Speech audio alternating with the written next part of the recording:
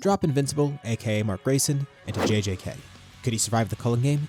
It's not really as straightforward as you'd think, otherwise I wouldn't be covering it. Here's the scenario. For this, we'll be using the current TV version of Invincible, based on Season 3. No comic spoilers here, and honestly there's not going to be many spoilers in general. Mark gets word of some incident that happened in Japan, so it needs to be dealt with pretty quickly. Following the Shibuya incident, he gets all the info, and now knows of the Culling Game. Some strange sorcerer villains are causing havoc. Most aren't physically a challenge for Mark, but their sorcery will be a big issue if he isn't careful. And, like my other videos, we'll go under the assumption that he could fight and kill curses, as well as be affected by domains and such. He probably would have a little curse energy in him anyways. This might seem like overkill, and Mark seems pretty strong compared to everyone in the verse, but he doesn't have all the crazy abilities they have or direct counters to some of that stuff. It's not as straightforward as you think, especially with the other aspects we introduce later on. To make things a bit tougher for him, he'll be treated as an enemy by the protagonists as well, but he can't kill them. He's a hero after all. But they will be after him for his points, and as for villains, we'll assume that he's out to kill even if it's not something he'd resort to right off the bat. He'll also fight everyone just once, so if they appear in multiple colonies, we'll do a Gauntlet style where he faces them in order but doesn't repeat a fight. However, since there was that brief time skip, anyone who actually showed a significant enough change over that time skip will fight Mark again, like Yuji for example. And don't worry, I'm not going to cover literally everyone here like random curses or Miwa. Like, we know how that goes. So in short, he has to accomplish 3 things. 1. Abide by the rules of the game. 2. Kill any villain players. And 3. Non-lethally deal with any of the protagonists and try to get on their side or at least get their points. And I know you all want to see him fight Sukuna as well, so we'll have him fight him at the end, as well as others present in Shinjuku. First, a brief rundown of his power, and if you want to skip this, I'll put a chapter in the video. And I'm going to keep this short anyways because I know you're more interested in the fights, and I have covered this before, just in the last video actually. So if you want to see it more in depth, check out my Invincible vs. Dragon Ball video. We'll start with attack power and durability. We came to the conclusion in the last video that he's around country level, at least as of the current point of the TV series. Of course, he can grow stronger with rage, and when he stops holding back, he shows way more power. A lot of the time, he is kind of pulling his punches. As for speed, this is where it gets a little bit iffy. So last time, we came to the conclusion that he's millions of times faster than light based on his travel speed. And fair warning ahead, I'm about to yap a lot about speed, mainly to clarify something in the last video, because I didn't really clarify my stance on this too much in the last video, but I still stand by what I said about his travel speed being that high. However, I did see some comments saying that his travel speed shouldn't apply to his combat and reaction speed, but I don't think that's fair, so let's go into that a little bit. 2 things to consider. 1, the Viltrumites travel really fast in space, but that's because they have no resistance. They're in a vacuum. 2, they don't reach that speed right away. Of course, there's some level of acceleration they need. So yes, while his travel speed is that high, I get why people might say it's not fair to apply it directly to his combat speed. Although I still think it should apply to that to a degree. Sure, acceleration's a factor, and when he's fighting on Earth, he's probably going to be slower. But yeah, his combat speed's only going to be a small fraction of what that travel speed is. At least the top travel speed. However, I still think it's fair to scale his reaction speed to that, at least to some degree. Sure, they don't get to those speeds instantly when traveling, but their reaction speed doesn't need acceleration like that. Their reaction speed should be pretty high. Maybe not exactly the same as their travel speed, but I mean, when they're traveling millions of times faster than light, is it really that crazy to say their reaction speed is massively faster than light too? Like, not exactly equal to travel speed, but it still should be up there at least. So for the sake of this video, Mark's travel speed is greater than his reaction speed, which is greater than his combat speed. But another issue people brought up is the fact that Mark doesn't completely overwhelm people on Earth with his speeds, and he can't always react to attacks or dodge everything.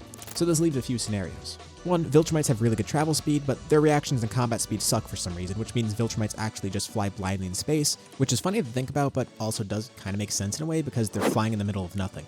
Or another likely option, the story is just really inconsistent with how it handles speed. But yeah, I get the counter arguments to what I said in that video. Alright, that tangent's done because it doesn't even really apply here. Like, even if we assume his combat speeds and reaction speeds are a fraction of that, even 1/10 millionth or 100 millionth of that, still he'd outspeed everyone in JJK by a pretty big margin. I did just want to clear that up from the last video, and honestly, that still does apply to the last video too. He still would outspeed everyone there. So in case you skipped all that, which I don't blame you, the point is Mark is comfortably above every character physically, so the main crux of this video is raw power versus hacks. Who comes out on top? We'll do the colonies in order, but not the fights themselves. The first few are kind of a breeze. Let's start with Tokyo 1. And let's go with the main character, Yuji, as well as Megumi.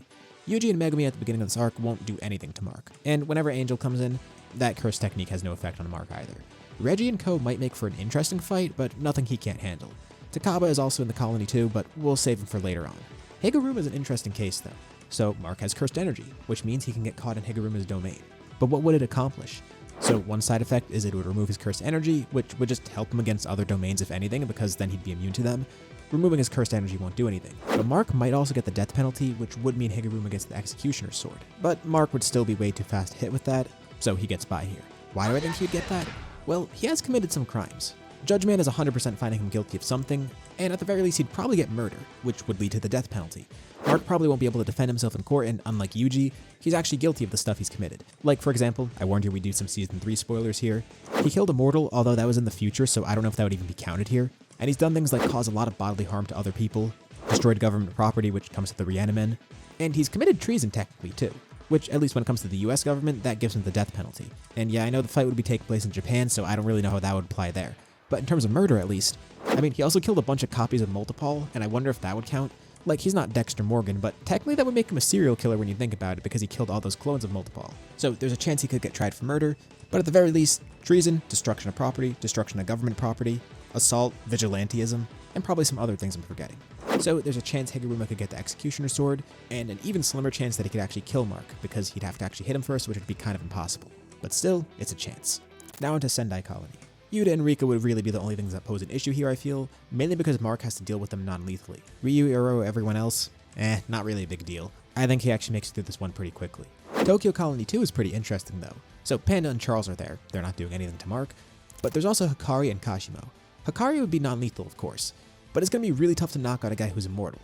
Like, there are ways for Mark to actually kill Hikari and get around that immortality, but he's a good guy, so that's not an option. Hikari can't do anything to Mark, so Mark would have to use Talk no Jutsu or something to get out of this somehow. But I guess one way to stop him is to grab onto him and suffocate him somehow, like get him underwater or take him high up into the atmosphere, which Mark could definitely do for both of those things. He could hold his breath a lot longer. And like for Hikari, that would deprive him of oxygen, knock him out, and at least non-lethally deal with him. Hopefully not cause too much damage though. I feel like if Mark just tried to knock him out physically, his body would just immediately heal that. And then he'd regain consciousness and he could just keep spamming jackpot over and over. But there's probably a few ways Mark can get around that, like the two I listed, and maybe some others I'm glossing over. Just an interesting thing to note though is that he would be a little tougher. For Kashimo, let's just use his full power right away because he's probably going to have to resort to that. Mark would be able to easily stop him in his base, although he might actually be affected by the electricity attacks since they home onto him. And he's fought against people who use electricity attacks before, like this happened when he tried to fight Machine Head in the first season. Granted, he was weaker then, but he's still probably vulnerable to electricity to some extent. To what extent and how powerful that electricity needs to be, we don't know for sure, but that at least bypasses the physical part. One really interesting thing about Kashimo too is the fact that he's able to use sound attacks. Mark is susceptible to certain frequencies in his ears, which would disrupt his fighting and basically make him immobile too. If Kashimo is able to exploit this, he can incapacitate Mark.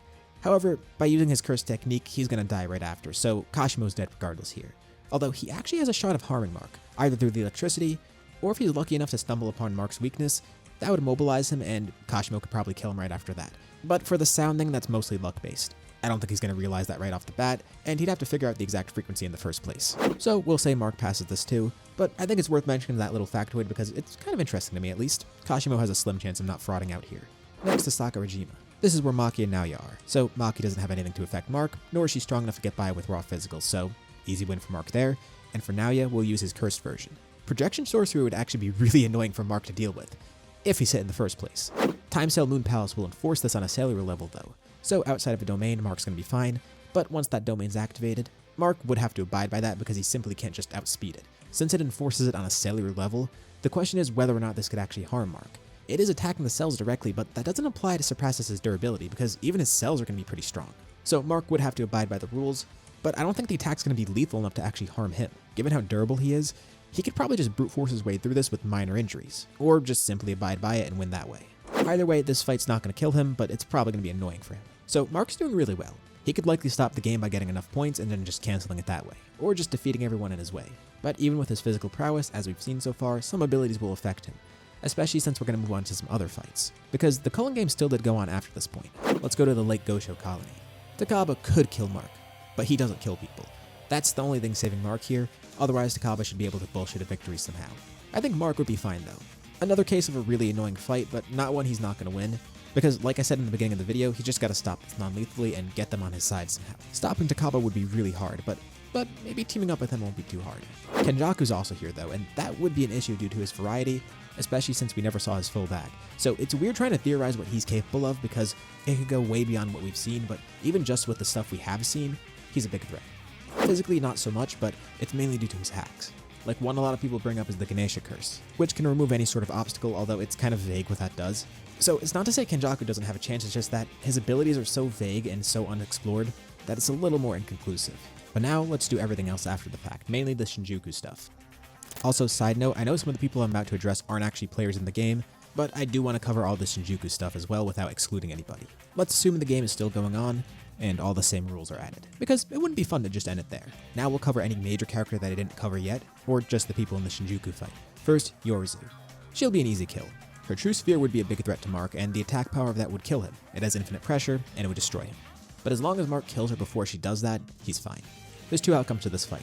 Mark kills her, or for some reason, he waits too long and she pops this in a domain and he's cooked. But most likely in this scenario, he wins before she can even do that. Even though Arama's not a player, let's address that too. Ice manipulation is not really going to be too effective on Mark because he could withstand extreme temperatures and breaking ice around him shouldn't be too difficult. Yuki's also technically not a player, but I want to bring her up because she's also kind of interesting. Her virtual mask could actually help her kind of harm Mark in a way. Like, it won't win her the fight, but it'll at least make her physically feel stronger. And she's not going to resort to a black hole against him, so it's not really worth covering that. And then technically Gojo's a part of this too, but like, we know how that fight's going to go. He's not going to win. Like, that's how most fights with Gojo go, unless some other character has crazy hacks abilities. If they're just really strong, they're not going to win. Mark can't touch Gojo, and an infinite void would cook his brain, so he's just dead. So technically he would hard stop there at Gojo. Although I guess we can skim over him because he's technically not a player in the game, but I know if I didn't mention him, people would ask where Gojo is. Like, come on, I hope no one expected a different outcome from that. But fine, if you want to say Gojo fights him, Sukuna comes in and kills him. Now Mark has to face him, specifically Sukuna and Megumi's body. Well, before that, I guess Maharaga and Agito. So Agito has electricity, which could kind of affect Mark here.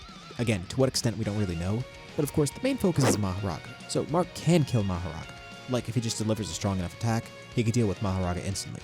If he lets Maharaga adapt, then that's where some issues come in because Maharaga could just adapt to anything, which presumably would include his physical power.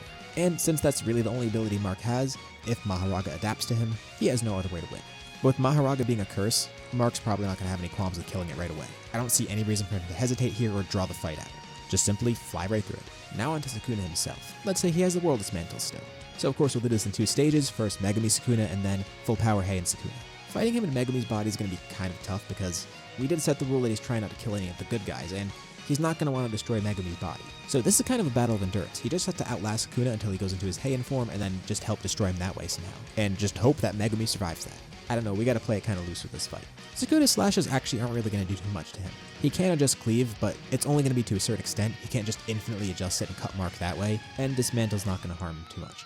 However, there's the World Dismantle, which if it does hit Mark, that should cut clean through him. I mean, it literally cuts reality. It would go right through him regardless of durability. But there's two big flaws with that. One, it's not instant. It does have travel speed, and Mark is going to be faster than it. If you could perceive it, or at least react to it happen beforehand, you could dodge it, especially with aim dodging. Like, Maki was able to dodge it due to her great senses in hearing Sukuna's chants, and against Kashimo we see that it has some movement speed. It doesn't just instantly cut space right in front of it, it's kind of a traveling attack. But not as fast as Mark. But you might be thinking Mark has no way of knowing it's coming. And that's the second weakness. He would have a way of knowing it's coming. Sukuna has to do the chants and kind of choreograph everything, and I think Mark's smart enough to see that when Sukuna's pointing at him and saying some weird words, he'd think to himself, oh shit, I should probably move out of the way. So he outlasts that fight, and then Sukuna would go into his Heian form. He's still way too physically strong for Sukuna to do anything. So he wins this fight. Although still, worth mentioning, if Sukuna somehow is able to catch him off guard with the World Dismantle, he could win. But let's do one bonus fight. Invincible versus Jump Kaisen, aka Yuji, Yuta, Todo, Chosu, Higuruma, Maki, and Inumaki. Basically everyone at the Sukuna fight. They actually might have a few ways to win here. Still gonna be tough, but still ways to win. I assume they'd start off with Higuruma trying to use his domain, and he can get the death penalty. Todo's Boogie Woogie wouldn't be too effective on someone who has perception at that speed, but he could probably trip Mark up a bit, even if he eventually is able to counter against it. The funny thing is, Todo's not one of the biggest threats here. First of all, there's Choso. If he even lands a single hit on Mark, particularly with the poison blood, that's gonna be a problem. And Mark usually has no issues getting covered in blood, so he probably wouldn't even think twice about Choso's blood hitting him. Another funny thing about this fight is Inumaki is actually one of the bigger threats to him because he has no way to defend against cursed speech. And it could be used to immobilize Mark, or at least catch him off guard somehow. Plus, Yuji has his soul attacks here, which might also accomplish something. Again, this implies he'd even hit Mark in the first place, but if he does, he can attack a soul directly and bypass that durability, so that would injure him. So the main thing they need to do here is find some way to keep Mark immobilized, or at least trip him up enough to get him with the Executioner's sword. This could either be done through use of Boogie Woogie, cursed speech, hitting him with poison blood, or something else. And this also doesn't even account for the fact that Yuta's domain can be used here. Any technique he has could be used as a direct hit on Mark. Granted, it would need to be something strong enough to kill him, but still it's something he can't dodge. Plus, even if the Executioner's sword doesn't work, as long as they find some way for Yuji to hit him, that would harm him. Maki's split soul katana is another big threat here too. So in her first fight with Mark, it's not really going to be too helpful considering how fast he is. But since it ignores physical toughness and actually attacks the soul too, if he gets hit with it here, that's another way to harm him. So if Mark finds himself up against this group, they actually have multiple ways to kill him through teamwork. And Nobara is there too, but they need to actually get a piece of him first to use her ability on. And if she's on the front lines, it's going to be hard for her to hit him in general. Would it be easy? No, not at all. Is it possible? Yeah, and there's multiple routes of doing it. But that brings us to the end of JJK. So there are a few points where Mark can be stopped. There's not really anything that hard stops him, unless characters get really lucky early on like Kashima or Higuruma. But later on, the hacks he encounters will be very detrimental. Multiple characters actually have ways to kill him. Like most cross-verse things, Gojo's going to be the main one that hard stops him, but ignoring Gojo because that's a really obvious outcome, it's not guaranteed that he'd completely win this. And sure, some of these ways to kill him have slim chances of happening, but with multiple things stacked up on top of each other, one might eventually work, especially with that last thing I mentioned where they'd have everyone fighting together, kind of with him taking Sukuna's place here. As the final stage of the Gauntlet, especially having to fight non-lethally there, that would be a really big issue for him. So yes, physically, Mark completely overpowers everyone here and outspeeds everyone too. But that doesn't mean he'll live up to his name. There are numerous creative ways to kill him, and hacks could actually overcome his power here. So at least in the world of Jujutsu Kaisen, he's not actually, well... Anyways, what'd you guys think? Let me know in the comments below. And as usual, keep things civil in the comments. I know how power scaling videos get, although things always end up not being civil, so I guess have heated debates in the comments too. That does help engagement too, so go ahead. Anyways though, thank you for watching, and I'll see you all in my next video.